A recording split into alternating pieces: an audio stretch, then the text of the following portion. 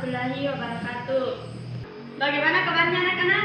Alhamdulillah baik, Ibu. Alhamdulillah baik ya. Kalau begitu Ibu absen terlebih dahulu ya. Nurlela Hadir, Bu. Rismawati Hadir, Bu. Nur Hikmah Hadir, Bu. Syahriani Hadir, Bu. Sulfianti Hadir, Bu. Isnawati Hadir, Bu. Eli Hadir, Bu. Sufiani. Hadir, Bu. Apa kalian semua sudah siap untuk mengikuti pelajaran hari ini? Siap, Bu. Sudah siap ya.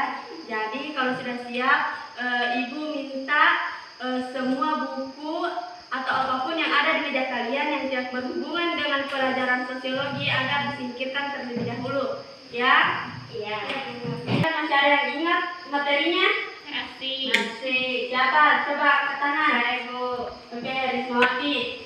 Apa materi minggu lalu, Rismawati? Kearifan lokal, Bu. Benar sekali, kearifan lokal merupakan nilai tradisi yang mempunyai daya guna untuk mewujudkan harapan atau nilai-nilai kemampuan yang juga secara universal yang didambakan oleh manusia. Jadi, Rismawati ingatannya masih bagus ya. Untuk minggu ini materinya yaitu pemberdayaan komunitas. Ibu akan menampilkan gambar mengenai pemberdayaan komunitas. Apakah gambarnya sudah jelas? Jelas, Bu. Ya, jadi ini adalah gambar dari contoh pemberdayaan. Apakah kalian sudah pernah mendengar apa itu pemberdayaan komunitas? Sudah.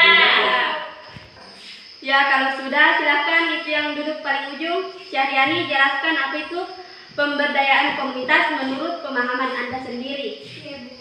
Pemberdayaan komunitas adalah sebuah upaya atau perubahan yang sengaja dilakukan.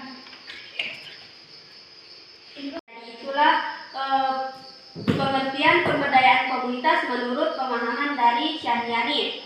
Selanjutnya untuk pembelajaran hari ini kita akan memahami lebih dalam apa itu pemberdayaan komunitas. Sebelumnya Ibu akan menyampaikan tentang tujuan pembelajaran kita pada pertemuan hari ini. Baik, jadi Ibu akan menyampaikan tentang tujuan pembelajaran pada hari ini. Tujuan pembelajaran yang pertama yaitu mendeskripsikan hakikat pemberdayaan komunitas dan menyebutkan tujuan sasaran pemberdayaan komunitas. Tujuan yang kedua yaitu faktor-faktor pemberdayaan komunitas dan siklus pemberdayaan komunitas. Tujuan pembelajaran yang ketiga, tahap-tahap pemberdayaan komunitas dan aktor pemberdayaan komunitas, dan tujuan pembelajaran yang terakhir yaitu partisipasi komunitas dalam pemberdayaan komunitas.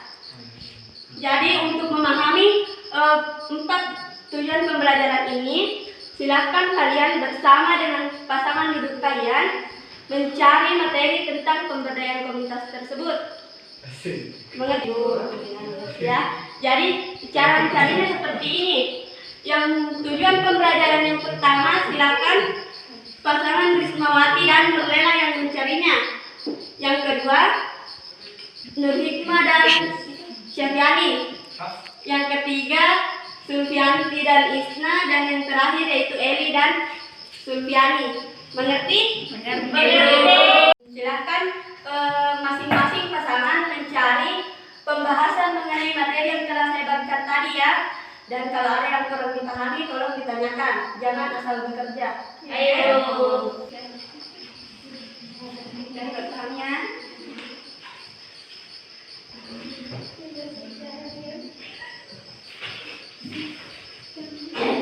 Oke, karena waktunya sudah habis, sudah cukup 5 menit, maka selanjutnya Ibu akan menunjuk pasangan mana terlebih dahulu yang akan memaparkan materi yang telah didapatkan. Pasangan yang pertama akan menampilkan materi yang telah dia cari, yaitu pasangan yang mencari nomor 1, yaitu mendeskripsikan hakikat pemberdayaan komunitas, tujuan serta sasaran dari pemberdayaan komunitas. Silakan. Baik, hakikat pemberdayaan komunitas adalah sebuah upaya atau perubahan kemajuan yang sengaja dilakukan atau dikembangkan oleh para anggota sebuah komunitas itu sendiri di mana mereka merumuskan masalah, menyusun rencana, serta menentukan arah perubahan menurut keyakinan dan persepsi mereka sendiri, dan perubahan itu diyakini sebagai perbaikan sebagaimana layaknya membangun sebuah bangunan. Maka upaya perbaikan tersebut utamanya diarahkan kepada perbaikan dan pengokohan struktur-struktur penopang komunitas yang bersangkutan. Iya, jadi itu adalah hakikat dari komunitas lokal yang telah disampaikan oleh Rismawati. Silakan pasangannya menyampaikan kepada Rismawati tentang apa tujuan dan sasaran pemberdayaan komunitas dan prinsip-prinsip dari pemberdayaan komunitas. Tujuan dan sasaran pemberdayaan komunitas. Tujuan dari pemberdayaan komunitas adalah membentuk individu dan masyarakat menjadi mandiri. Pemberdayaan komunitas orientasinya menunjuk kepada komunitas yang kurang berdaya atau tidak berdaya. Adapun hal yang ingin dicapai oleh upaya pemberdayaan komunitas adalah pemberian daya dan atau kekuatan kepada suatu komunitas sehingga menjadi komunitas yang lebih baik. Baik, jadi itu adalah tujuan dan sasaran pemberdayaan komunitas. Selanjutnya yaitu silakan sampaikan mengenai prinsip-prinsip dari pemberdayaan komunitas. Silakan Nurlela.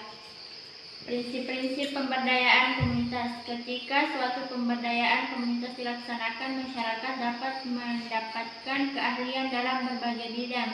Hal ini penting agar tercipta upaya kemandirian sosial maupun kemandirian ekonomi. Ya, jadi itu adalah hasil diskusi dari pasangan nomor 1 yang menjelaskan tentang hakikat pemberdayaan komunitas beserta tujuan dan sasaran pemberdayaannya. Selanjutnya yaitu silakan masing-masing pasangan menyampaikan hasil diskusinya kepada teman-temannya. Silakan.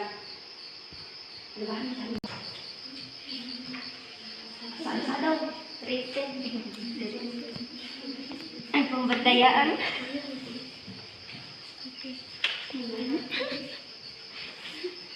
Ya, apa semuanya sudah selesai? Sudah. Ya, kalau sudah begitu, Ibu akan memberikan kesimpulan mengenai materi yang telah kita pelajari tadi ya. Nah, kesimpulan dari materi yang telah kita pelajari akan Ibu tampilkan dalam bentuk PPT. Jadi anak-anak sekalian bisa melihat materi ini di slide depan kalian. Yang pertama yaitu hakikat pemberdayaan komunitas. Tadi juga sudah dijelaskan oleh Pak Rismawati dan Nurlela. Pemberdayaan komunitas adalah sebuah upaya atau perubahan atau kemajuan yang sengaja dilakukan atau dikembalikan oleh para anggota sebuah komunitas itu sendiri. Jadi pemberdayaan komunitas itu adalah suatu upaya agar dalam komunitas tersebut dapat terjadi suatu perubahan, dan upaya tersebut dilakukan dengan sengaja oleh anggota-anggota dari komunitas itu sendiri. Selanjutnya yaitu tujuan dan sasaran dari pemberdayaan komunitas. Tujuan dari pemberdayaan komunitas adalah membentuk individu dan masyarakat menjadi lebih mandiri. Jadi ini adalah tujuan utama dari dilakukannya pemberdayaan komunitas, yaitu agar masyarakat menjadi lebih mandiri. Selanjutnya yaitu prinsip-prinsip dari pemberdayaan komunitas. Ketika suatu pemberdayaan komunitas dilaksanakan, masyarakat dapat mendapatkan keahlian dalam berbagai bidang. Jadi kalau misalnya dalam pemberdayaan komunitas tersebut, misalnya dalam komunitas pertanian dilakukan pelatihan pertanian, maka orang-orang yang ada dalam komunitas tersebut akan mendapatkan keahlian yang lebih baik lagi dalam bidangnya tersebut, misalnya dalam keahlian menjahit dan sebagainya. Hal penting yang diharapkan sehingga dilakukannya pemberdayaan komunitas yaitu agar terjadi kemandirian dalam komunitas tersebut, sehingga akan meningkatkan kemandirian sosial maupun kemandirian ekonomi dalam komunitas tersebut. Sampai di sini dipahami atau ada yang ingin bertanya? Paham ya. Selanjutnya yaitu mengenai siklus pemberdayaan komunitas. Siklus pemberdayaan komunitas dimulai pada keinginan untuk merubah di sini. Keinginan untuk merubah Nah, keinginan untuk merubah ini biasa didasari untuk merubah keadaan ekonomi. Misalnya ya, selanjutnya yaitu tahap kedua, melepaskan halangan-halangan. Halangan-halangan yang dimaksud di sini misalnya keraguan-keraguan sehingga kita akan merasa terhambat untuk berkembang.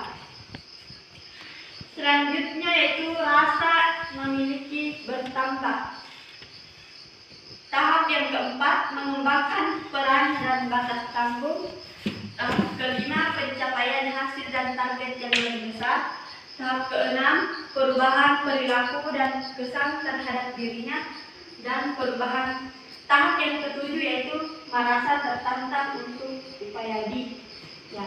Jadi ini ada semua siklus-siklus yang dilalui ketika akan dilakukan pemberdayaan komunitas. Paham? Paham. Nah, dari beberapa siklus pemberdayaan komunitas, saya punya pertanyaan untuk kalian semua.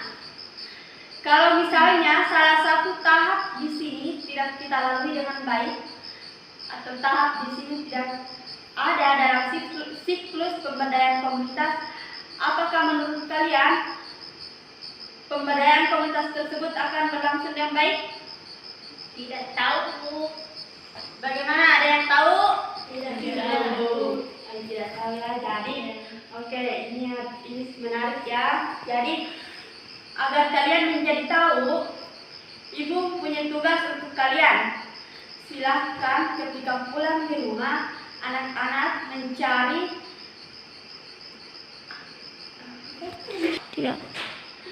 tentang apa yang akan terjadi jika salah satu siklus dalam tahapan pemberdayaan komunitas lokal ini tidak ada.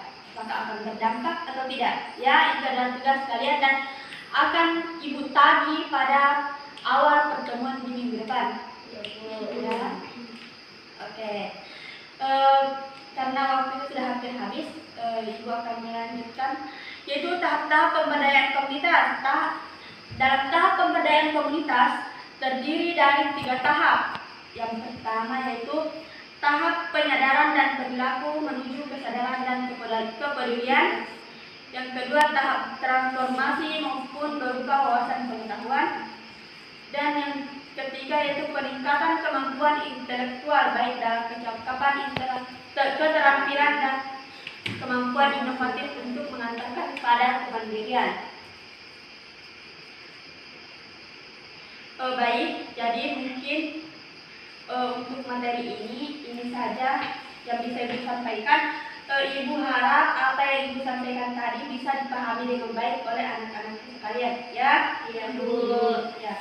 Apa kalian memiliki buku pegangan masing-masing? Punya.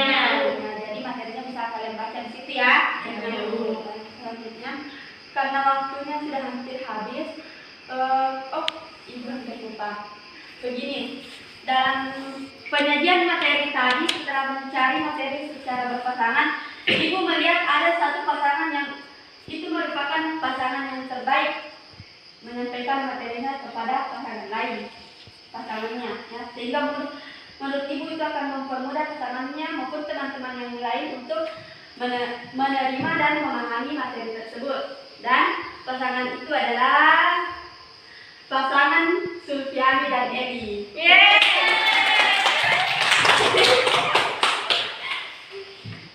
Baik. Jadi itu adalah pasangan yang paling baik. Dia yang mencari materi dengan tenang dan menyampaikannya dengan baik kepada pasangan maupun teman-temannya. Baik, untuk pertemuan hari ini Ibu rasa sudah cukup. Apabila dalam proses pembelajaran ada kata-kata Ibu yang kurang berkenan di hati para anak-anak sekalian, ataukah tindakan Ibu yang tidak sesuai dengan keinginan kalian, Ibu mohon maaf yang sebesar-besarnya. Pertemuan kali ini cukup sampai di sini. Billahi fisabilillah. Assalamualaikum warahmatullahi wabarakatuh.